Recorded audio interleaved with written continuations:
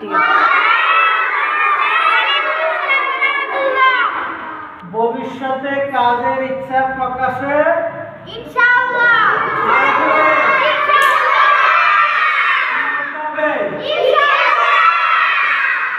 আল্লাহর মহত্ব প্রকাশে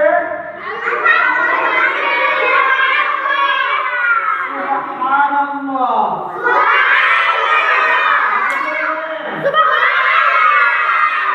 আল্লাহর মহত্ব প্রকাশে কি বলতে হবে?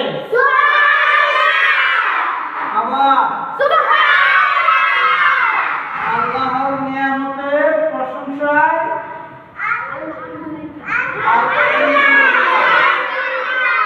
আবার বলেন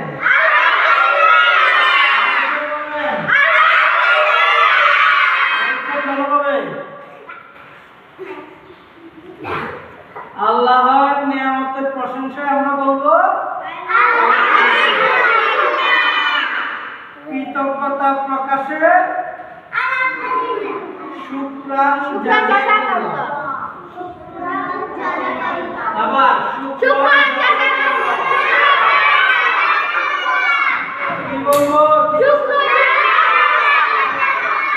আবার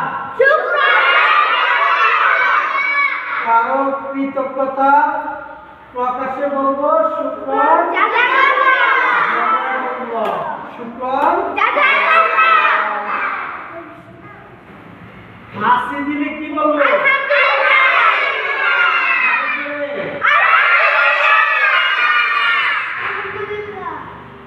হাসির দোয়া শুনে হাসির উত্তরে মানে একজন হাসি দিল আমি কি বলবো? ইয়ারহামুকাল্লাহ।